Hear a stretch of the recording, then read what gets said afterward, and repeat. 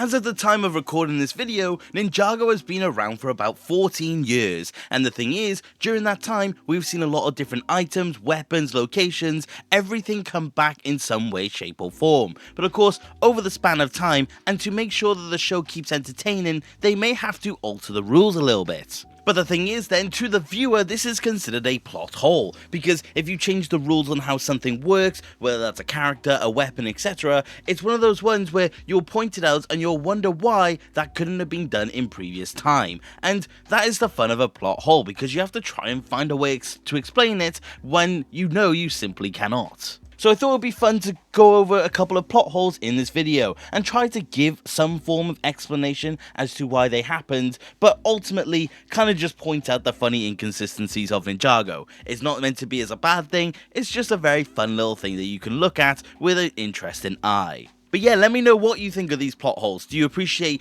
it, how they were before, how they were after? Do you have any plot holes I haven't pointed out in this video? But let me not waste any more of your time, and let's talk about some Ninjago plot holes. The first one actually comes from the golden weapons, because of course we have had them since the literal beginning of the show, and the last time we saw them was in Crystallized. And the thing is, they have had a lot of different things happen to them, and the rules have definitely changed with them as well. But the main thing is actually the ability to use the golden weapon itself. Initially speaking, anyone could really use a golden weapon of Spinjitzu, and we have multiple examples of this. We see Knuckle and Crunchy use the golden weapons in the new Masters of Spinjitzu short. Of course, Samukai wielded all the golden weapons when he was fighting Wu. We see Wu himself actually use the Shurikens of Ice. And we also see Kai use the Scythe of Quakes. And all of these instances are really cool. They all have their own use, their own merit. Of course, you can make arguments for every single reason why they use them, especially when it came to, say, Wu or Kai.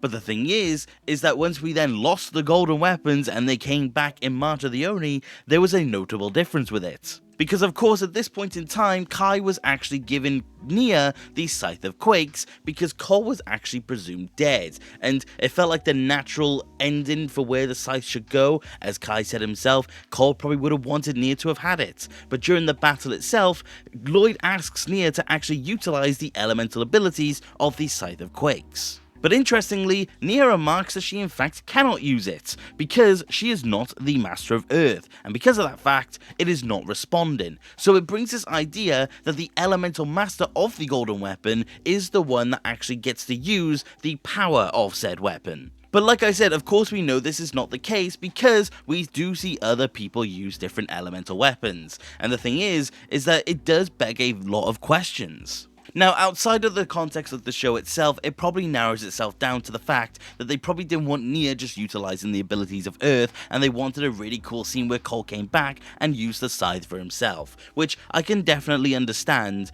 but ultimately it did just beg the question because of how many times we've seen it before. And the only way I could theoretically explain it is the fact that there is a big potential that you could argue that when Kai reforged the golden weapons, they officially followed different rules. But personally speaking, I don't really like that explanation. The other explanation I did think of is that because the golden weapons were rebuilt in this moment, of course they were rebuilt from the golden armor, which was an amalgamation of every single one of the elemental weapons. So what is there in a chance of maybe the elemental master had to use the scythe or the sword or the nunchucks or the shurikens, because at that point they may have not have had elemental energy. Personally, I think that's the only way we can really explain it, because Kai ultimately had to make the weapons from a big glob of gold. So I can only presume that the weapons themselves were probably just bits of every other ones of the original golden weapons, so they probably had to channel their power into it to actually be able to use it. And I do actually have one thing that backs that up.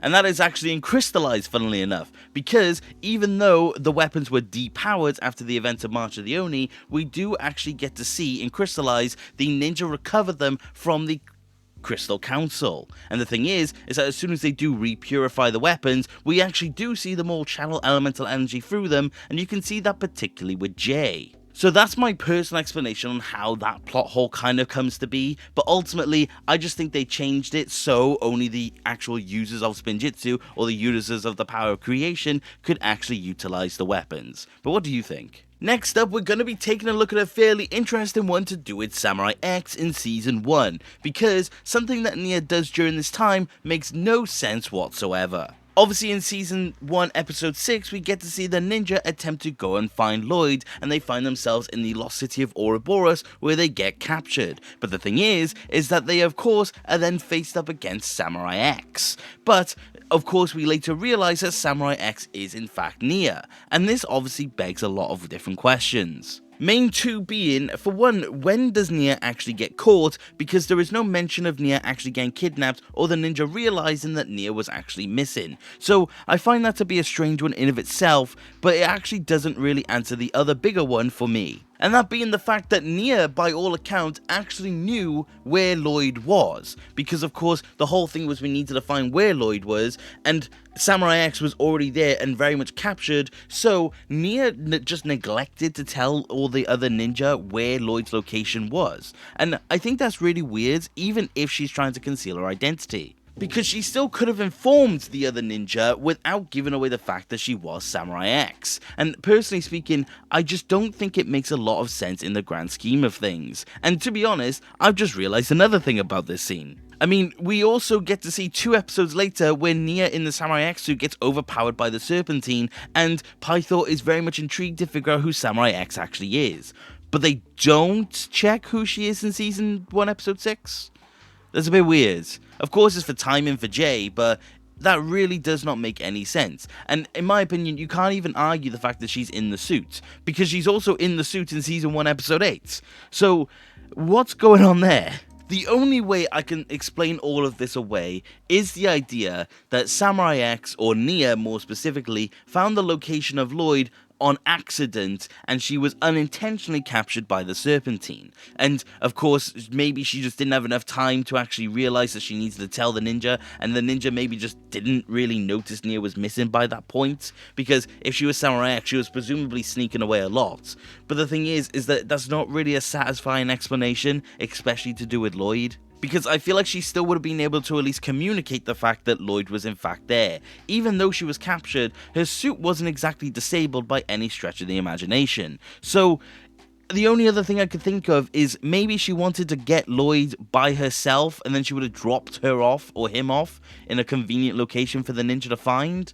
But again, it doesn't really work for me, and it just doesn't really make a lot of sense because of it. Although the third one really doesn't make sense, and I feel like I'm bringing up a very iconic one, which again is in Season 1, which is the fact that Jay uses wind. Now, of course, this is just a case of they didn't know what they were doing, but the fact is, and canonically speaking, Jay did in fact use wind, and you kind of have to acknowledge it. I know a lot of people have said secondary elements and all those other little bits and pieces, but in recent time there's been a new piece of evidence to suggest that it really doesn't make any sense whatsoever. Because the secondary element arguments actually no longer works, because you actually now find that wind and water is not even an element that is controlled by the first Ninjitsu master. So having it as a secondary element of lightning really doesn't make sense, because it can't fall under that branding. Because, of course, in Seabound we realize that Wojira is the elemental master of water and wind. And the thing is that her elemental power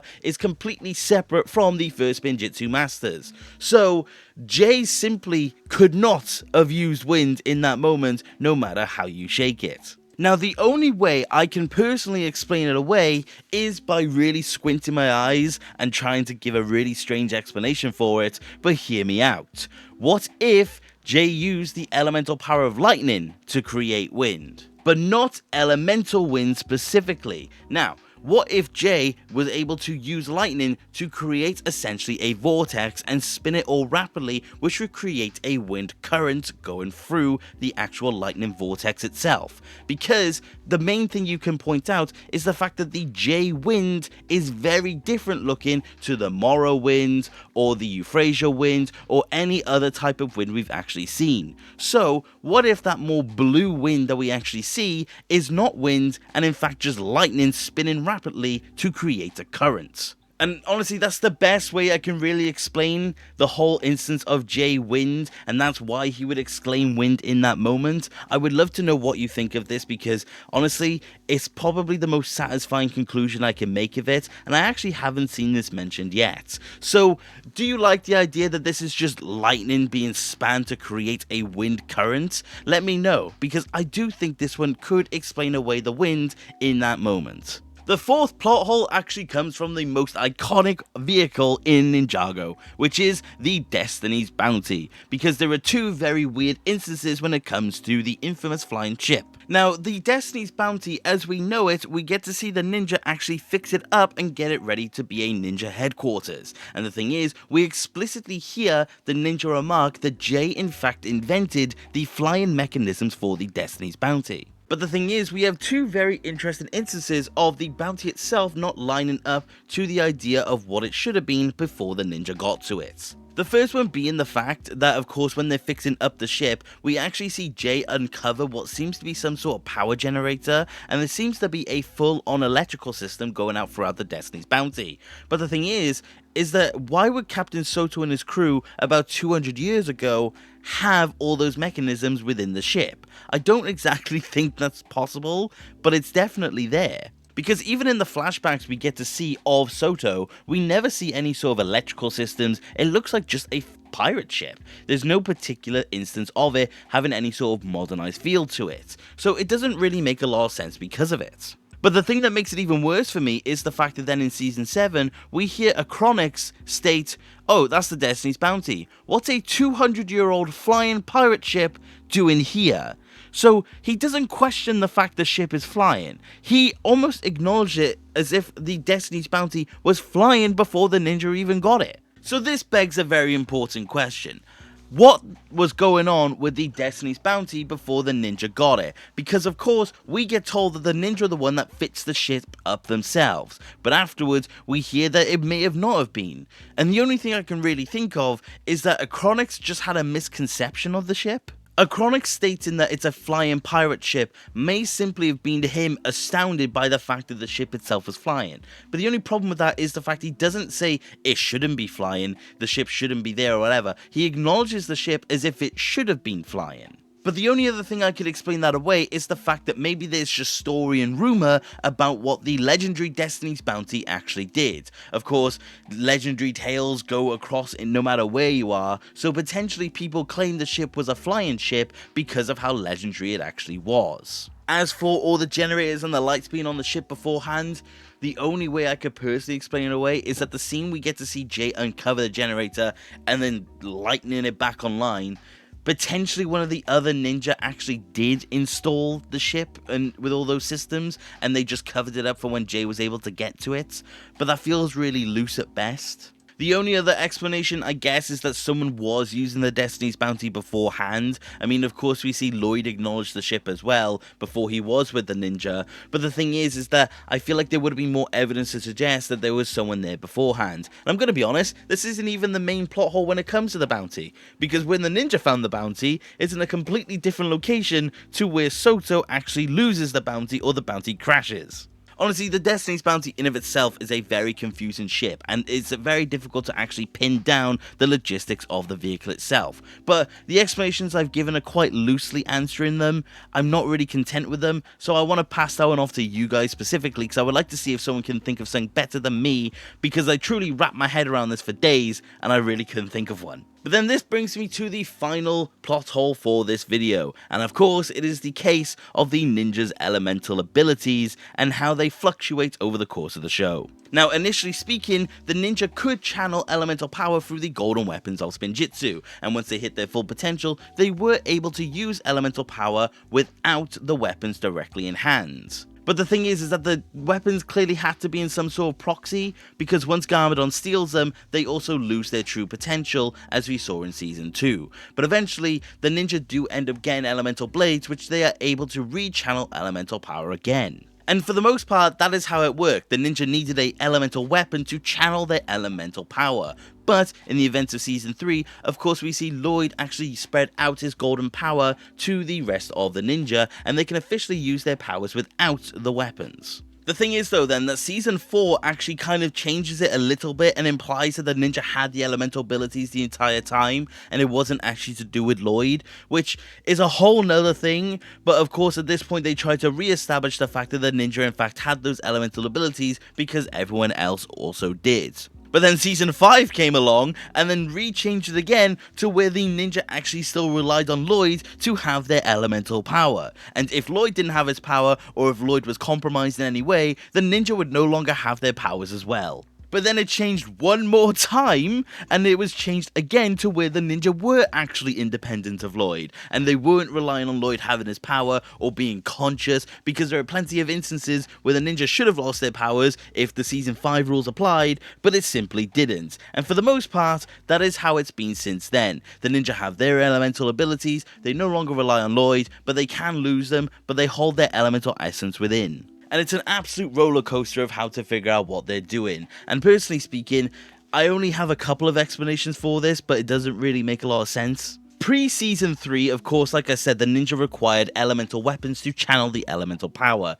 I would like to think that the ninja in fact did have the elemental power within them, but because of their experience, they simply weren't skilled enough to actually channel their power without any sort of help. Think Thor's hammer in Marvel. But of course we get to season 3, and when Lloyd splits out his golden power, it essentially turbocharges the elemental ability and helps them acknowledge and helps them harness the power within, because it's taking their power and adding the golden energy to it as well. As for season 4, where they become seemingly somewhat independent of Lloyd, because of course you have the whole lore of the elemental power was within them, my only thought is that they just wanted to establish that they weren't too different from the rest of the elemental masters, and they wanted them all to feel more independent. The thing is, Lloyd doesn't lose his power before the ninja, so we don't know how it would have worked if Lloyd lost his power to Chen first. So it's difficult to really determine season 4, but you can definitely tell that they wanted to establish that the ninja weren't fully dependent on Lloyd. But then of course season 5 just establishes something completely different. Out of universe, of course they probably just wanted Moro to feel more tough. They probably wanted to weaken the ninja for season 5, and of course put more of a spotlight on Nia by example. But the thing is that it just completely messes with the context on how the elemental power works, because having a reliance on Lloyd completely changes the context on the power, especially after the fact where we learned that it was passed down by generation. But at least from that point onwards, it seems to be relatively clean with how they handle it. All the ninja, like I said, do seem independent again, and it seems that they are officially claiming it was passed down by generation. So, like I said, the only way I can explain it is the fact that Lloyd essentially turbocharged the power with golden power. So, that's the best I can really explain it away. Let me know if you think differently. But that was my look at some of the plot holes from Ninjago, and like I said, let me know, do you like my explanation? Do you have a different explanation? Do you have a plot hole I haven't acknowledged? And if you do, I will definitely make another video covering these if you want. But, like I said, let me know what you think. But overall, I really enjoyed Ninjago plot holes. I think it's interesting to try and explain these little inconsistencies away, but ultimately it can make you want to tear your hair out because you do just want things to make a little more sense. But ultimately, Ninjago is still a fantastic show that I can't help but love. But that is about it for today, guys. Thank you for watching. Take care. Okay,